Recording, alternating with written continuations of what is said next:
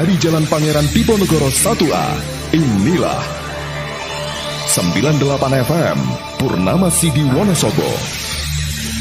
Mencerahkan, inspiratif.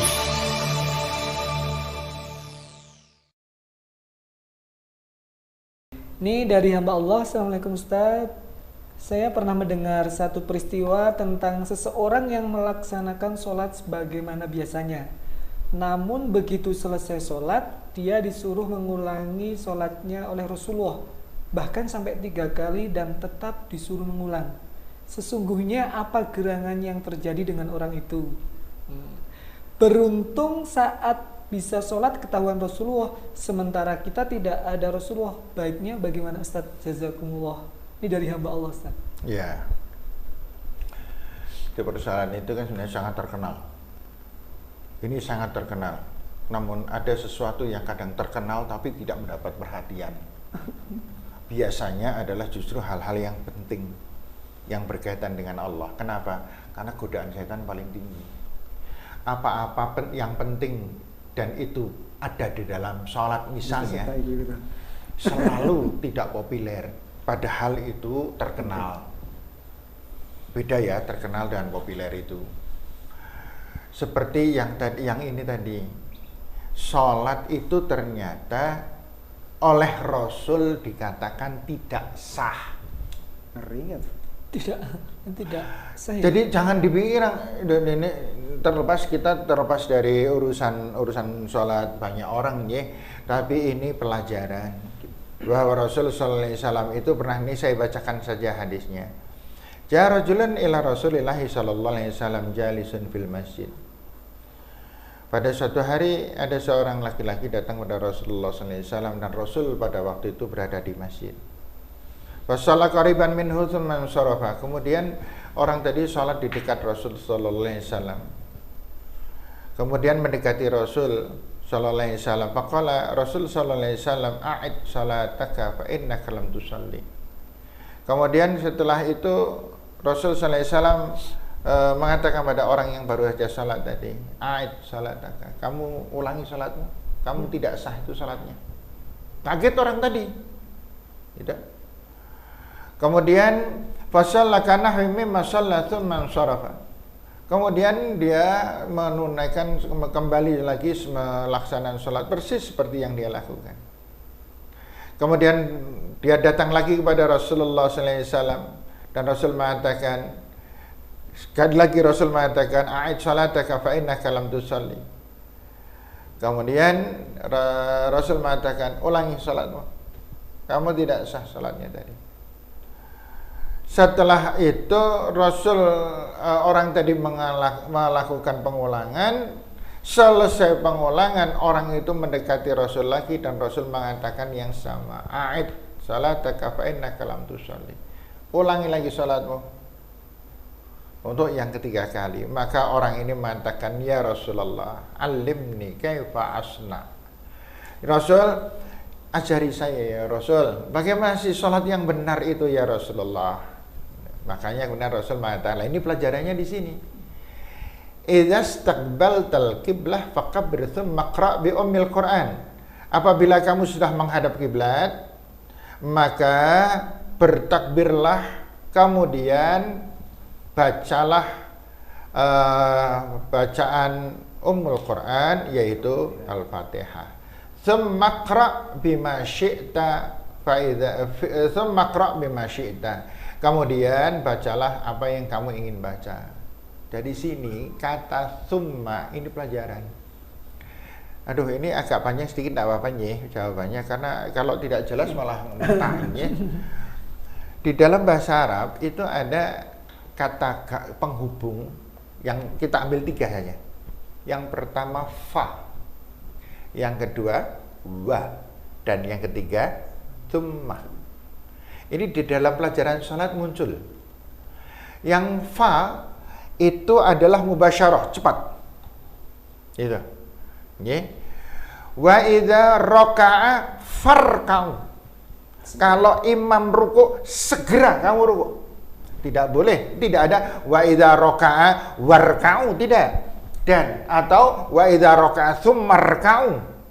Kalau imam sudah rukuk, maka kemudian kamu rukuk, kemudian itu jedanya agak lama. Ada jeda.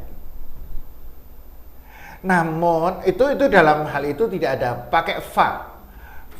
Wa idza raka'a, kalau imam rukuk farka'u, segera makmum rukuk.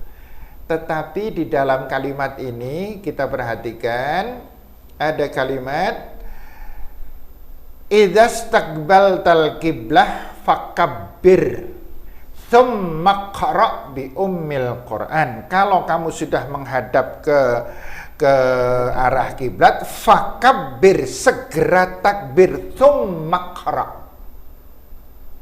Kemudian kamu membaca. Di sini artinya tidak langsung. Takbirnya langsung, berdiri, niat Allahu Akbar.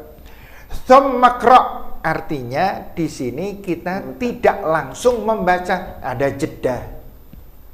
Ini yang banyak kita tidak memperhatikan. Nah, makanya kemudian kata summa di dalam tuntunan sholat ini difahami dengan kata jeda. Contohnya begini. Allahu Akbar. Diam sejenak baru membaca. Rukuk. Allahu Akbar. Diam sejenak baru membaca. Doa rukuk. Contohnya gini. Allahu Akbar. Subhanaka Allahumma rabbana wa bihamdika Allahumma ighfirli. Sami Allahu liman hamidah. Rabbana walakal hamdu. Hamdan katsiran tayyiban barakan fi. Allahu Akbar. Subhanaka Allahumma rabbana wa bihamdika Allahumma ighfirli. Allahu Akbar. Allahumma ighfirli warhamni wajburni wahdini warzuqni. Begitu dan seterusnya. Itu makna dari tsumma. Bukan tidak pakai dan, tidak pakai wa. Nah, kelemahan orang tadi itu tidak sholat dengan menggunakan kalimat tsumma. Dia sholatnya adalah model Allahu Akbar. Gini ya. Jadi misalnya salat Allahu Akbar bismillahirrahmanirrahim alhamdulillahirabbil alamin arrahmanirrahim. Tidak ada tumakninah fil qiraah, kemudian tidak ada tumakninah fil harakah. Nah, kalau dua-duanya tidak ada, maka tumakninah fil qalb tidak ada. Ketenangan, ketentraman di dalam hati tidak ada. Kalau semacam ini, maka orang yang sholatnya tidak tumakninah, artinya orang yang tidak menikmati sholat. Kalau dia tidak menikmati sholat, maka dia tidak menghargai sholat. Kalau dia tidak menghargai sholat, maka dia tidak menghadap Allah Subhanahu wa Ta'ala. Makanya disuruh mengulang ya? Makanya disuruh mengulang. Disuruh mengulang. Nah, kemudian yang dia masih untung hidupnya bersama dengan Rasul. Itu masalahnya. Bisa jadi Pak Nanang sholat seandainya Rasul pirsa baleni nang. Siap. Gitu. Kira-kira semacam itu. Untunglah. Namun lebih beruntung lagi kita yang sekarang belajar. Oh, bahwa ternyata sholat itu yang terpenting dan paling penting adalah justru ketenangan hati. Nah, makanya kan sudah sampai 4 ya tadi ya. Tepat waktu, wudu sempurna, berjamaah, dan tumak ninah. Masya Allah, ini tumak ninah ini segala-galanya soalnya. Penjiwaan hanya berada di tumak ninah. Kita bisa berpikir tentang zat Allah, kita bisa menerjemahkan makna dari bacaan-bacaan salat itu di tumak ninah. Tumak ninah ini kalau terwujud maka muncul yang kelima namanya khusyuk. Nah, di situ ada getaran-getaran hati akibat dari tumak ninah. Khusyuk itu adalah getaran-getaran hati yang menyebabkan semua konsentrasi kita ada di jalan Allah dan menghadap Allah Subhanahu wa Ta'ala, menjadi orang yang ihsan atau muhsin.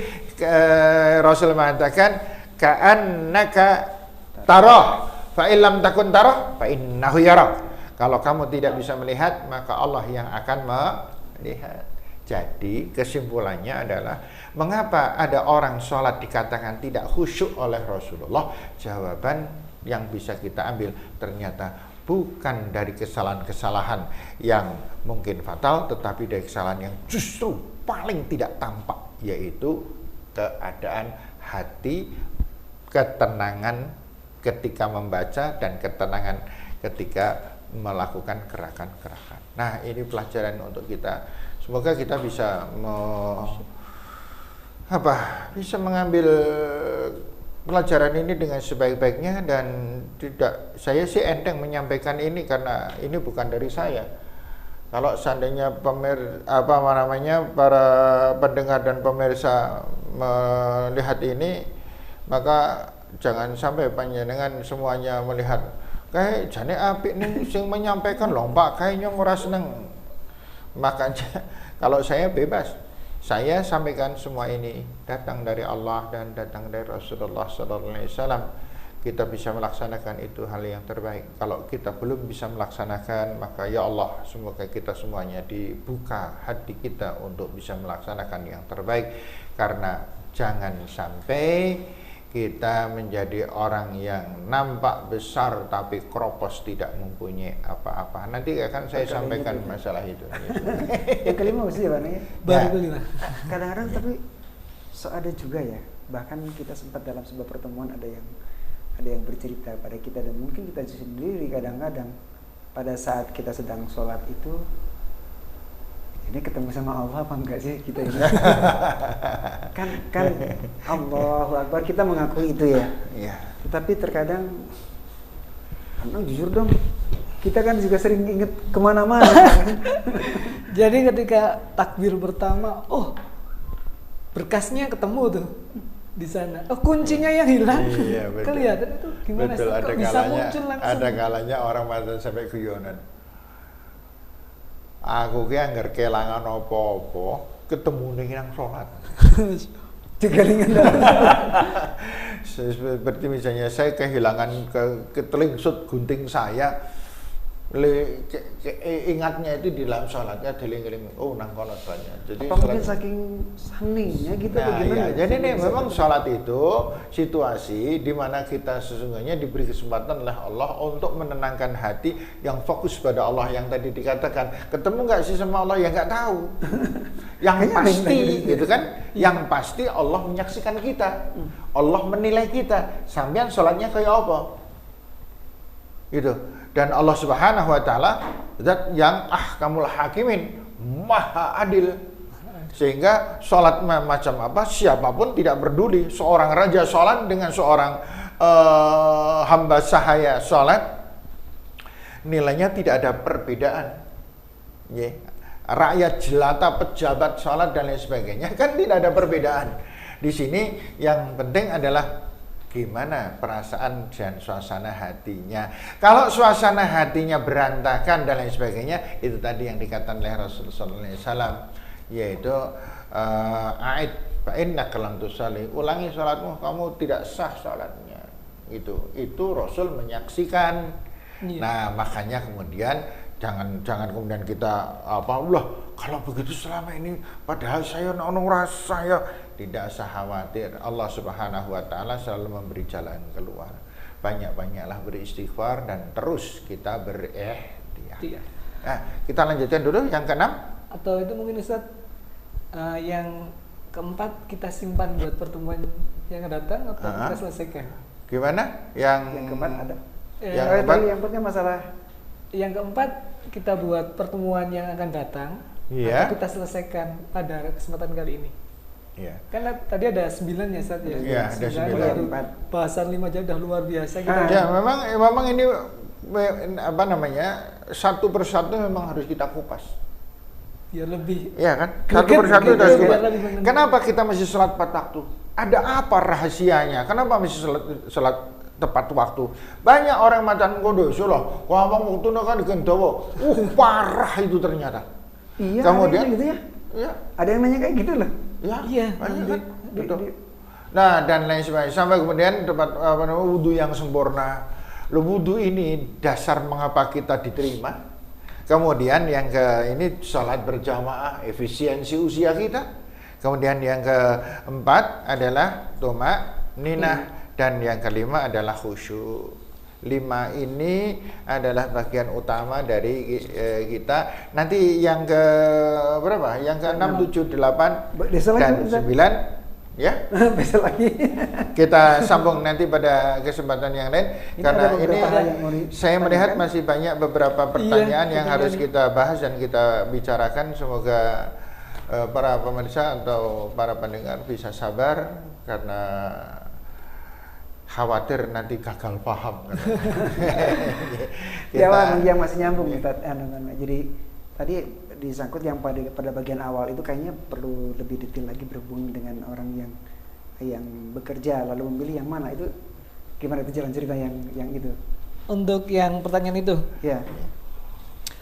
Namun sebelumnya Ustadz, bagi pemirsa ataupun pendengar dimanapun berada, sahabat Purnamasi di rumah, apabila ada pertanyaan silahkan WA ke nomor di bawah ini 085 292 117722 085 292 117722 atau bisa bertanya di kolom komentar di podcast channel Purnamasi di FM. Ya, kita kembali lagi, kita tadi betul sekali untuk menggapai sholat yang sempurna. Kita sering sekali mendengar sholat yang khusyuk, tapi kita nggak tahu tahapannya. Ternyata ada tahapan harus wudhu sempurna, tumaknina dan lain-lain. Kami akan membacakan beberapa pertanyaan yang sudah masuk. Ini yang paling dekat sekali. Tadi ada yang dari hamba Allah. Assalamualaikum Ustadz, dari hamba Allah, saya seorang pegawai swasta yang tiap harinya pulang pukul 5 sore. Tentunya saya mesti baru bisa sholat asar pukul 4:45. Jadi jam 5 berarti? Jam 5. Saya ingin mendapat anugerah sholat yang lebih baik. Pertanyaannya Ustadz, maaf Ustadz, mana sebaiknya yang saya pilih dalam melakukan sholat asar? Apakah sebaiknya saya sholat asar di awal waktu tapi sendirian? Atau saya meminta istri saya untuk menunda sholat asarnya agar bisa berjamaah dengan saya? Maksudnya saya sholat berjamaah tetapi hampir akhir waktu. Itu pilihan dan sikap saya sebaiknya yang mana Ustaz? Itu berarti sama dengan tadi yang Ustaz bilang nomor 1 berarti ya? Nomor 1 apa nomor 2 tadi ya? Kan ada sholat tepat waktu, terus ini ada persoalan seperti itu, terus pas gimana ya? Gimana itu Ustaz seperti itu? Begini, karyawan tadi hatinya kan pengen sholat jamaah, kan pengen sholat jamaah, tapi kalau sholat jamaah dia terlambat. Nah, hati orang itu Allah tahu persis, tidak main-main. Orang itu pengen banget sholat tepat waktu. Tapi kalau saya sholat tepat waktu, saya sholat berjamaah sama saya.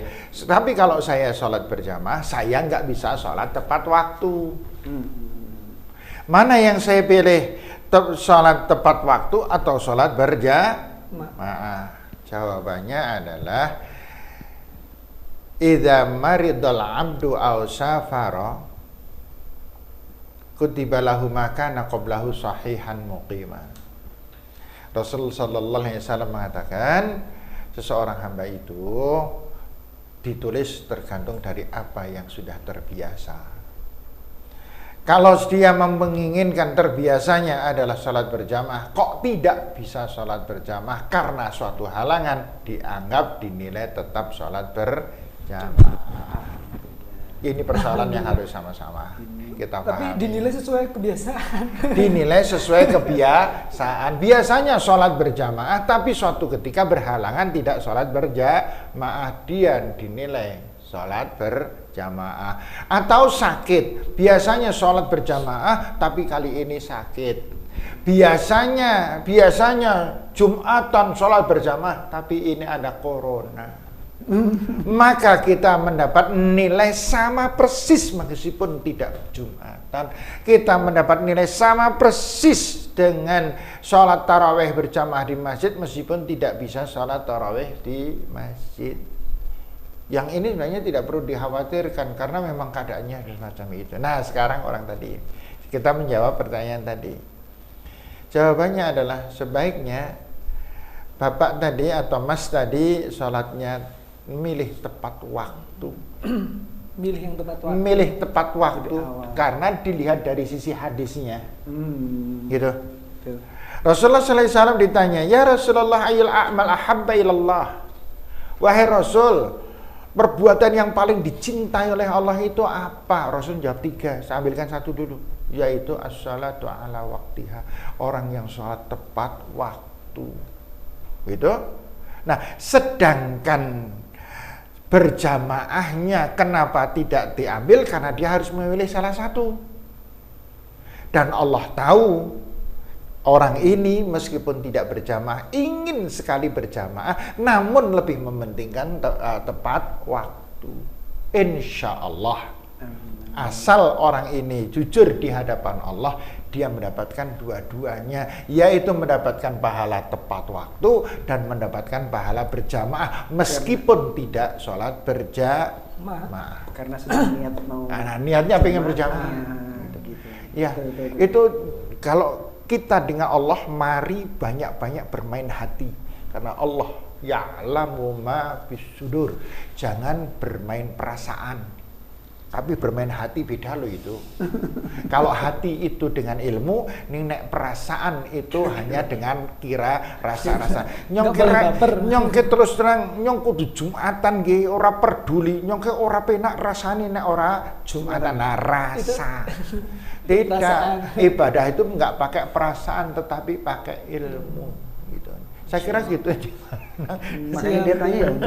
Ya itu ya, Manfaat Bapak yang kita. di rumah biar tetap udah jawaban dari Ustadz. Ustadz menjawab mencerahkan umat, ya kan? Jadi ketika ada 2 pilihan yang memang seperti itu, maka sesuai yang disampaikan Ustadz Daris, pilihlah yang sholat tepat waktu. Di awal after sholat di awal waktiha ya, di awal waktu. Dan jika hatinya jujur, dapat dua-duanya. Baiklah, ini mungkin masih ada pertanyaan ini, nanti Ustadz Endang ataupun Ustadz Daris membantu pertanyaannya. Ini berkaitan dengan masih sholat tapi agak beda Ustadz, masalah sholat jamak dan sholat qashar. Gimana itu? Maaf Ustadz, saya punya pertanyaan dari teman saya yang rupanya akan memaksakan diri mudik atau pulang kampung, mudik dan pulang kampung lah ya, saat liburan. Padahal mudik itu dilarang di masa seperti ini, masa pandemi corona. Perkiraan lama perjalanan sampai ke kampungnya itu bisa memakan waktu sehari semalam. Namun demikian, dia bersama anak dan istrinya ingin tetap dapat melaksanakan sholat di perjalanan dengan baik dan mantap. Baik dan mantap itu mungkin maksudnya baik dan benar. Jadi tetap sholat sempurna. Saya pernah dengar istilah jamak dan qashar. Pertanyaannya, ini, bagaimana cara melaksanakan sholat yang disebut sholat jamak atau sholat yang digabung itu? Ustadz Endang bisa bantu mungkin? Wah, nanti di bagian itu tadi. Tapi saya coba dulu bahwa sholat jamak itu adalah sholat yang digabungkan antara 2 sholat menjadi satu tempat.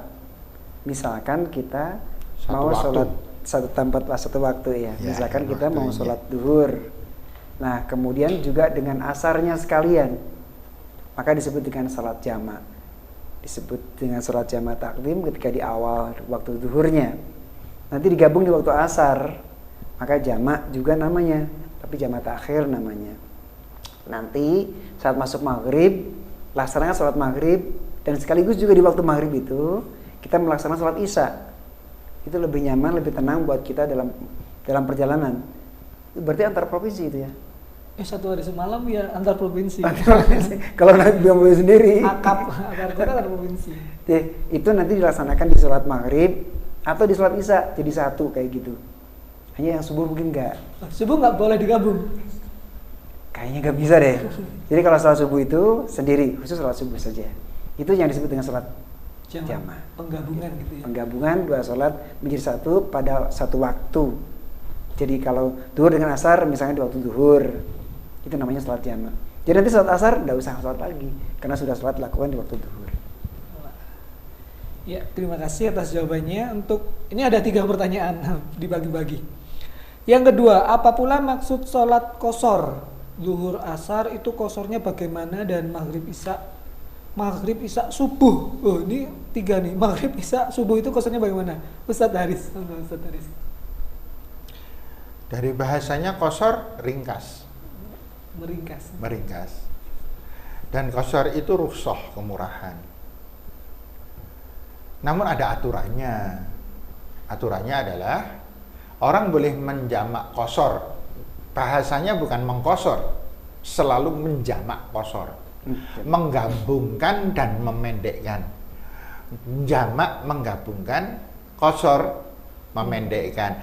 Menjamak qashar artinya menggabungkan 2 sholat dan dipendekkan rakaatnya. Contoh tadi menggabungkan duhur dan asar dan mengqasharnya menjadi 2 rakaat salam, maka selesai itu dia sudah sholat duhur dan asar.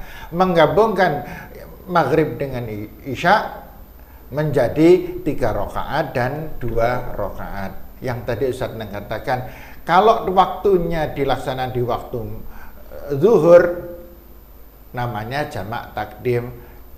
Waktu maghrib, jamak takdim. Tetapi kalau waktu setelahnya, yaitu melaksanakan penggabungan dan pemendekan ini di waktu asar dan waktu isya, namanya jamak takdim. Dua-duanya dibolehkan. Itu dibolehkan yang semacam itu yang dimaksud dengan qashar. Kemudian yang perjalanan penting itu sekarang. Gimana, Pak? Ketika bepergian itu menjadi sangat penting. Penting ya. Iya, penting. Apalagi melihat situasi macet di jalan misalkan Ya. begitu. Bepergian, sakit, itu boleh. Ya, jadi misalnya saya demam, kita demam, menggigil benar-benar kena air itu ini sekali, maka kita menggunakan rukhsah, kemurahan itu tadi boleh. Sholatnya sambil duduk juga boleh, gitu kan? Sholat itu kan berjenjang. Nek kalau sebaik-baik sholat adalah berdiri, tapi saya berdiri nggak mungkin, ya duduk. Tapi duduk susah sekali, ya berbaring miring ke kanan, gitu. Tapi miring ke kanan saya sakit sekali, ya sudah terlentang saya juga nggak bisa disolati aja sudah. Ini Itu untuk yang sakit ya. Yang Sakit. merawat orang sakit, yang ngurus orang sakit, Termasuk, ataupun mungkin ya. ngoperasi Ya. dan seterusnya. Termasuk orang yang berhalangan kan, Ustaz? Orang yang terhalang itu orang yang terhalang itu mendapatkan mendapatkan rukhsah itu tadi. Kalau subuh kan nggak ada qasharnya dan jamaknya ya, Pak ya. Iya. Nah, ini pertanyaan ini pengalaman pribadi nih. Hah? Pas menunggui kelahiran anak menjelang waktu subuh. Nah, perawatnya itu mulai pukul 4 sampai ambil pukul itu nggak bisa ninggalin pasien itu gimana, Pak? Nah, ini kasus banyak yang semacam itu. Kalau udah semacam itu, terimalah apa yang ada. Saya tidak bisa meninggalkan pasien, Allah tahu. Kalau ini pasien saya tinggal untuk salat subuh berbahaya, Allah tahu. Kan gitu? Allah tidak memaksakan, dan Allah Subhanahu wa taala juga tidak pernah memberatkan. Yuridullah bikumul yusra wa la yuridu bikumul usra. Allah menginginkan yang mudah. Makanya kemudian kita ambil yang mudah. Oh, baik, Allah tahu saya tunggui pasien ini sampai saya sempat salat. Terus salat. Baru kemudian saya nunggu, saya hanya bisa salat kalau sudah ada pengganti saya yang menunggu ini. Misalnya kan gitu. Saya dokter gitu. Ya, ini padahal harus dipantau terus. Kemudian begitu ada orang yang datang menggantikan saya untuk memantau si pasien yang gawat ini, ternyata waktunya sudah jam 6:30 pagi. Apa yang harus saya lakukan? Dengan tenang saya wudhu. Saya tidak malu kepada Allah, karena Allah menyaksikan saya memang tidak mampu pada waktu itu. Dan kalau saya nekat ini pasien saya tinggal, maka sholat saya haram, karena saya membahayakan orang lain. Islam itu mudah. Ini Pak Lepina di bahasa Jawa kan, Islam itu gampang, ning ojo gemampang. Iya. Berarti sama dengan kasus kalau misalkan kita sholat malam tiba-tiba kita tertidur, bangun-bangunnya sudah Ya. jam 6:30 Nah, misalkan 7. begitu. Ya. Ya, itu tergantung. Nah, itu yang tergantung kebiasaan. Orang kerainan tergantung kebiasaan. Kalau kebiasaannya kerainan ya nggak dapat pahala. Gitu. Luar biasa sekali, semakin asik kita membahas sholat, ternyata banyak sekali hal yang perlu saya pribadi belajar ternyata masalah sholat. Dan itu semua dalam rangka fokus kita adalah menyempurnakan ibadah sholat kita. Bagaimana kita mencari kesempurnaan, kemantapan dan keyakinan dengan ilmu tadi yang disampaikan oleh Ustaz Haris. Kita juga bisa merasakan bahwa oh iya kok jadi begitu toh, yakin. Kadang-kadang kan tidak mau melakukan, kadang-kadang karena tidak tahu kita, karena tidak yakin. Iya, Kadang-kadang seperti itu. Masih baper perasaan saya nggak enak tuh. Nggak enak. Nggak jamaah nggak enak rasanya. Nah, tapi tadi sudah disampaikan harus berdasar ilmu. Baik pendengar Radio Purnama CD dimanapun berada dan sahabat di rumah, ini kayaknya waktunya Sudah cukup saya kira. padahal pertanyaan masih banyak. Insya Allah kita bahas lagi di pertemuan yang akan datang. Sebelum kami tutup tentang tadi 5 hal yang disampaikan Ustadz Haris untuk menuju kesempurnaan sholat. Pertama, wudhu yang sempurna. Bagaimana wudhu yang sempurna? Insya Allah kita akan kupas tuntas besok. Kemudian jangan lupa nih ya, sholat tepat waktu, karena udah disampaikan itu utama banget. Kemudian yang ketiga adalah sholat berjamaah. Kalau udah tepat waktu ya jamaahnya jangan ditinggalkan. Karena itu sebuah percepatan luar biasa. Tadi disampaikan antara yang 86 tahun sama 30 tahun beda jauh, gara-gara yang satu suka munfarid sendirian, yang satu jamaah kesetut. Yang keempat tadi harus tumakninah, sholatnya harus tenang, tumakninah. Bagaimana kita kupas tuntas besok dan akhirnya menuju khusyuk. Nah, kemarin kita bahas atau mendengar sholatlah yang khusyuk, tapi kita nggak tahu tahapannya. Ternyata ya kita belajar pada kesempatan kali ini, dan insya Allah untuk menuju kesempurnaan masih ada 4 lagi pendengar. Dan 4 lagi itu apa? Insya Allah pertemuan yang akan datang. Tapi sebelumnya mungkin ada closing statement dari Ustadz Endang atau Ustadz Haris. Dipersilakan. Jazakumullah pendengar Radio Purnama CD dimanapun berada. Alhamdulillah kita sedikit demi sedikit mengenal mengenai salat kita yang merupakan tiangnya agama. Salat yang kita lakukan menjadi sentral seluruh kehidupan kita. Kita berharap kepada Allah Subhanahu wa taala semoga dengan perbaikan salat kita maka akan turut perbaikan pula dalam seluruh amal ibadah kita. Semoga Allah berikan kekuatan pada kita semua. Terima kasih. Amin. Dari saya cukup, tidak ada. Kita sambung saja nanti pada kesempatan yang akan datang insyaallah. Baiklah pendengar Radio Purnama CD di rumah dan pendengar dimanapun berada, sahabat semuanya, tibalah kita di penghujung acara. Saya Nanang Rosid dalam acara Ustadz Menjawab Mencerahkan Umat undur diri. Kita tutup dengan membaca doa kafaratul majlis.